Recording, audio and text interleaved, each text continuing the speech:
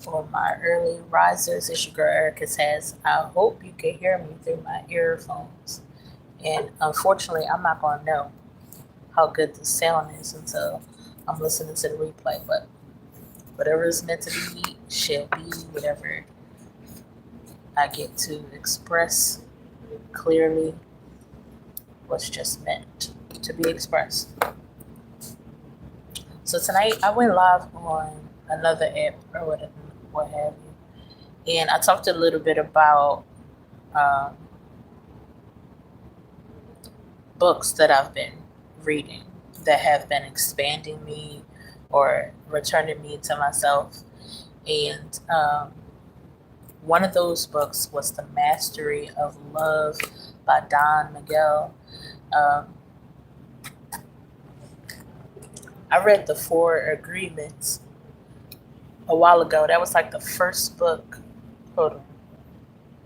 I want to take these headphones out.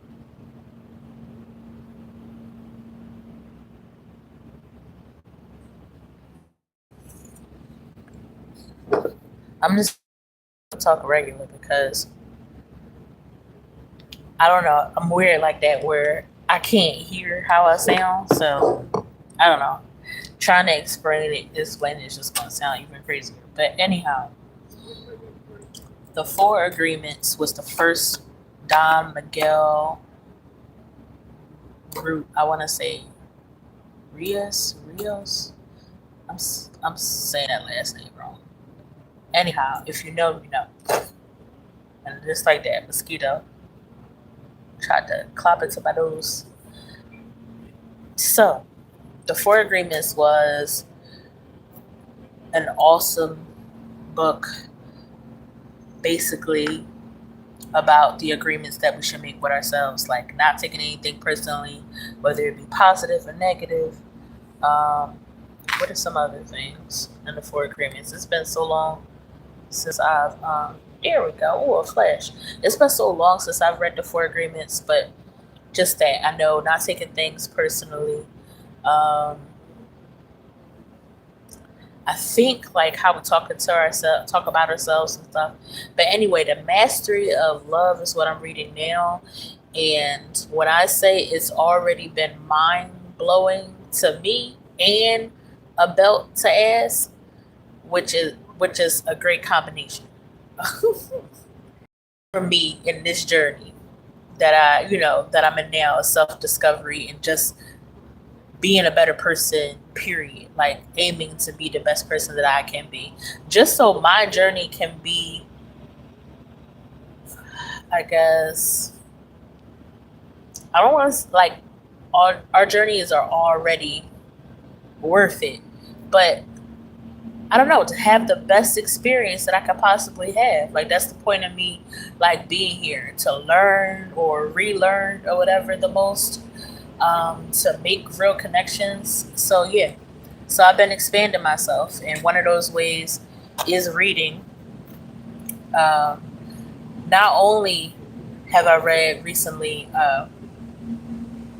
Mastery, the Mastery of Love, but I've also been reading The Artist's Way, which is like a spiritual guide, kind of like a spiritual guide for creatives.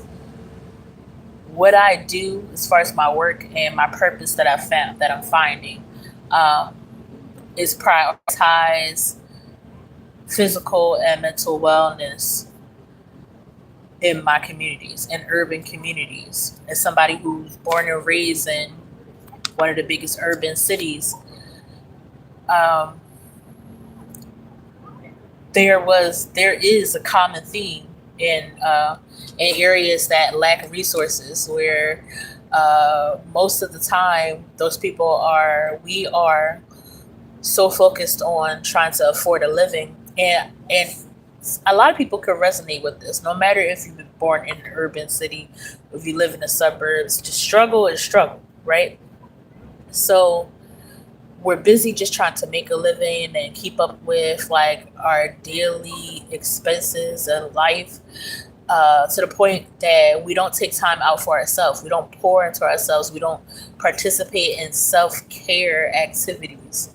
So, my purpose, my work is to change that, to get us out of survival mode. I do that in the form of creative wellness events.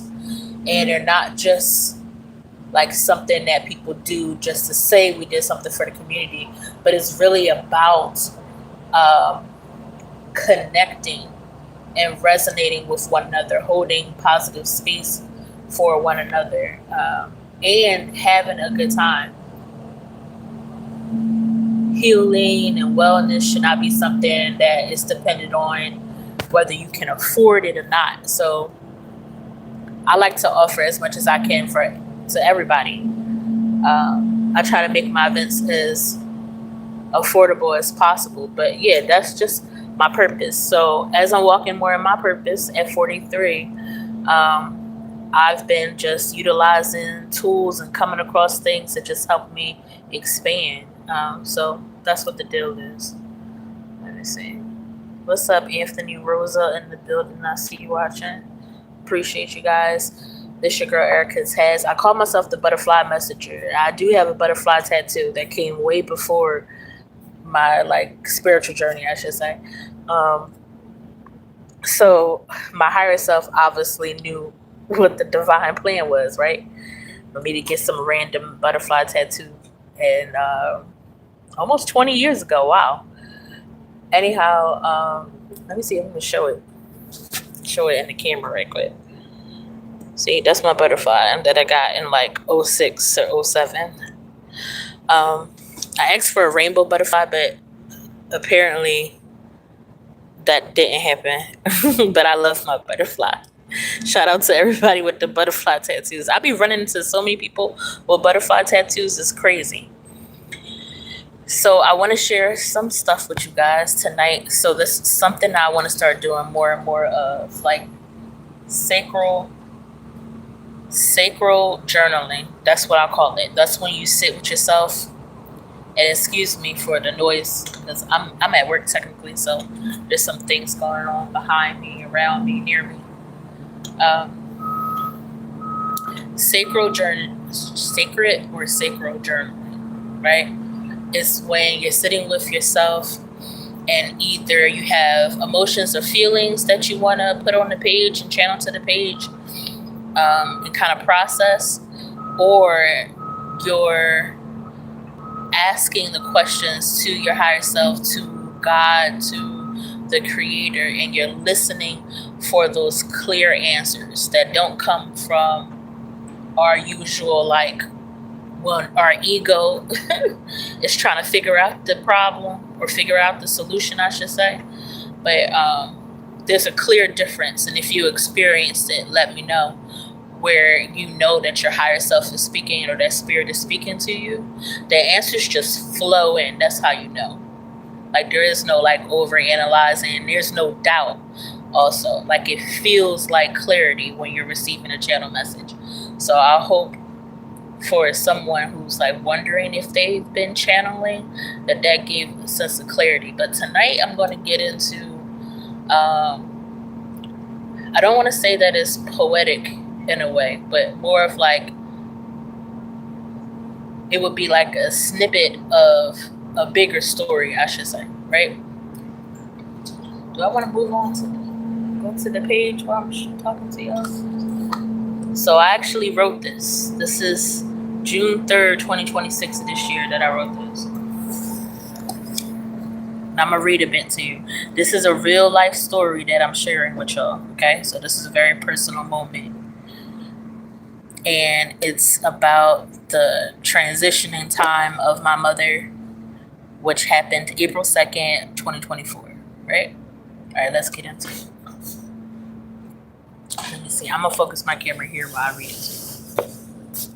Sorry that my camera's shaky, because my hands, I don't got them solid hands. I'm still working on my nervous system, obviously. Oh my God, I'm funny.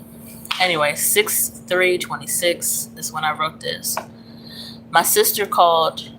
As soon as I answered, I heard hysterical crying and words barely formed from the other end of the phone.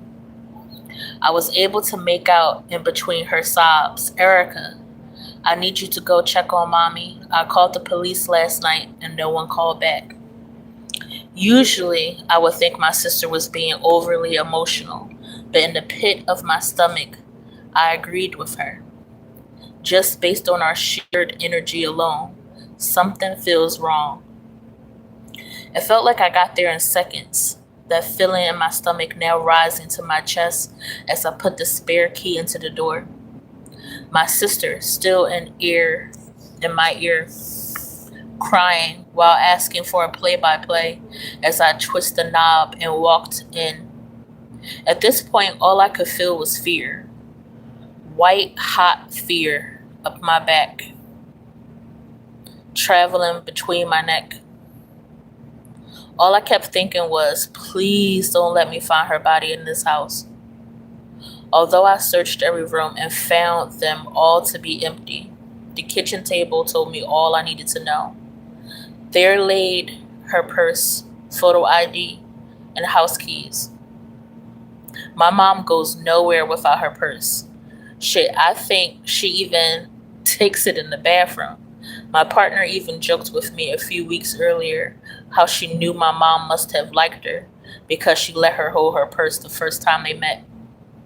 My sister becomes more frantic while I'm surprised at how calm I'm outwardly presenting. After calming my sister down for a minute, I managed to get the number of the police office that she called. I told her I'll hang up and I'll call the number and then I'll call her back. I called and I mentioned over the phone that there was a wellness check called in for my mother. I'm not going to put her name out here, but for my mother. They placed me on hold. Well, hold on. Let me go back. Maybe I shouldn't say mother because there's another part of this that's going to make it sound off. So I'm going to just say my mom's first name. So I mentioned that there was a wellness check called in for Dawn. They placed me on hold. I want to say about 3 minutes. And then they returned. The woman on the phone asked my relation to the person. My heart instantly sank. I watched enough movies and drama TV shows to know what that meant. I swallowed hard. And then she says, I swallowed hard and then I said, Dawn's my mother. I'm her oldest daughter. I hear the uncomfortable pause from the woman on the other end.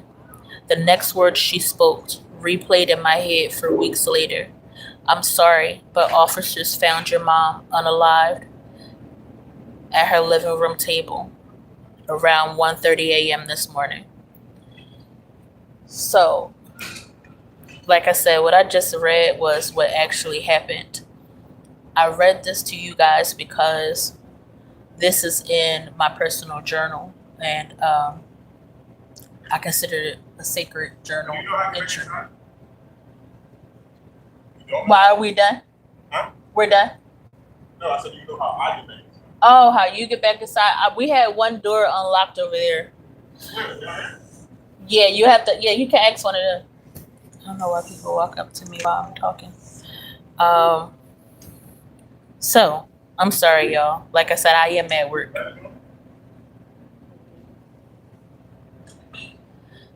And someone is locked out. So yeah, this is part of my sacred journal. And I'm glad that I have this entry because it's like this moment is in a time capsule for me. Believe it or not, like the passing of my mother, her transition, has brought me a lot closer to her. And I don't know how to like explain that into words. It just energetically I feel closer to her. So this moment, looking back at this moment, sometimes I feel different emotions. It's not always a sad emotion. Also, my mom struggled with mental health issues probably most of her life, but it was most obvious the last couple of years of her life. And I feel like her transitioning was like also, it was also a representation of her no longer struggling. You know what I'm saying? No longer suffering. So if I know that she's not suffering anymore, that brings me peace. That makes me feel actually happy for her, to be honest. So anyway, yeah, I read this on another platform, and I decided to come and read it here. And I think, what do I want to get into next while I'm on here? I'm just yapping. Y'all tell me, what have you journaled recently? What was the topic? What are some things that you've been having to ask higher self or God about? And what answers did you receive? Were the answers what you thought they would be, or did they help expand you more? I don't know who this person is. uh, but hopefully I hope they got something from this conversation. All right. Here's another entry from 5/20/2026. The title, now I'm rereading this for the first time with y'all, so we both gonna be surprised. The title says, "Woo, baby, it's been a rough one, mentally and physically. Okay, in the last 24 hours, I've experienced extreme burnout, major overwhelm, sleep deprivation, and it was all my doing. I'm knowing and noticing now it was out of lack or scarcity. I'm so used to having to figure things out financially. It's like I risk all of my well being trying to ensure I don't fall behind. But fall behind in that's the question I really should have asked myself.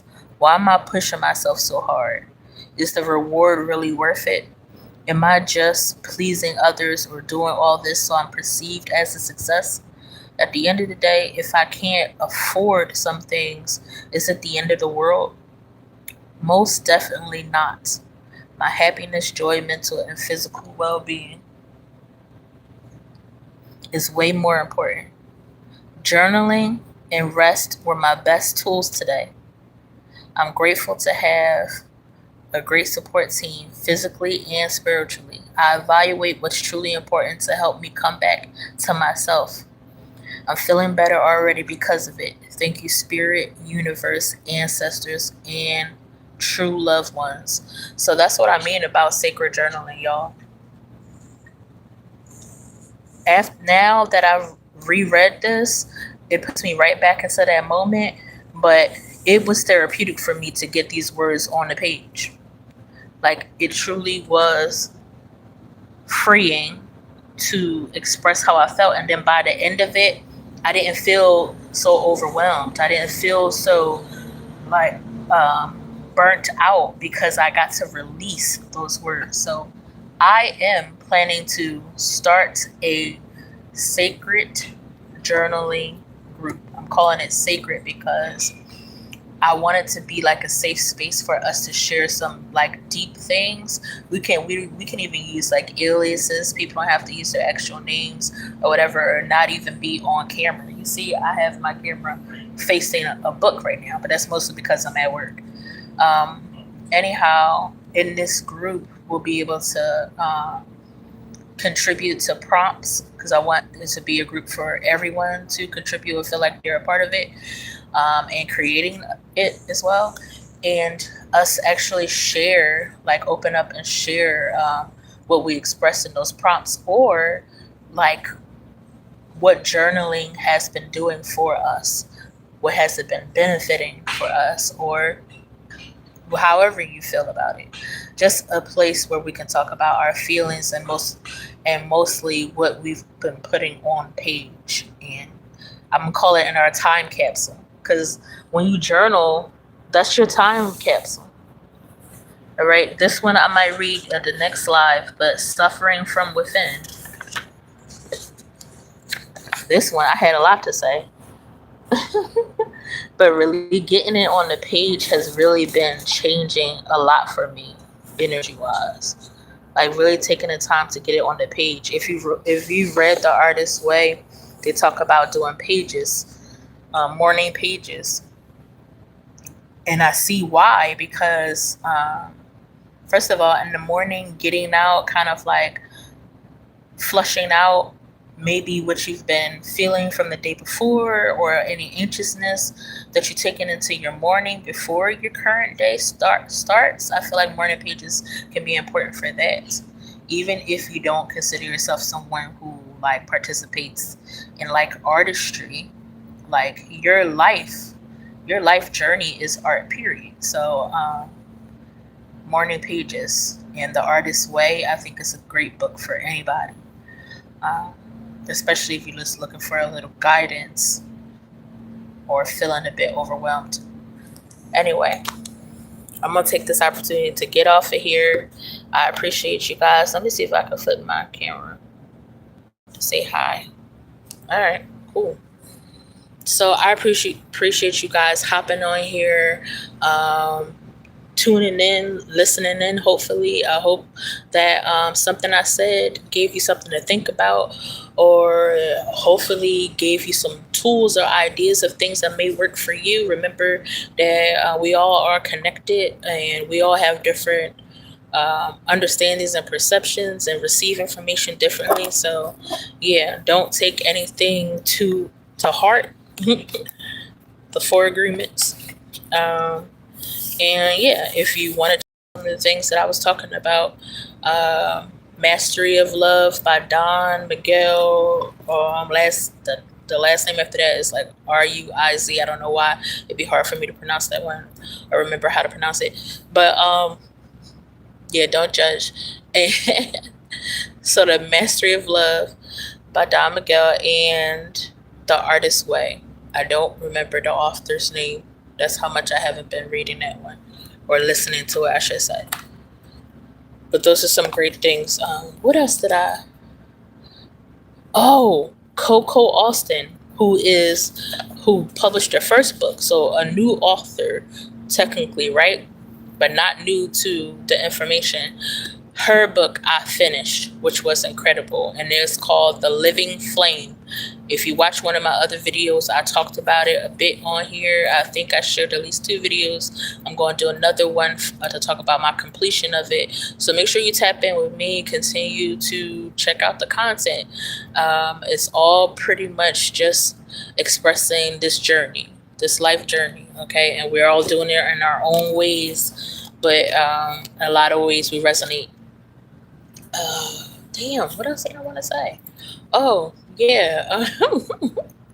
Hit the notifications so that way when I'm going live, because it's always random, you can be on here and be a part of the conversation. And shoot me a comment under any of the videos where I mentioned the Sacred Journaling group. So when I'm getting that started, I know exactly who to look for.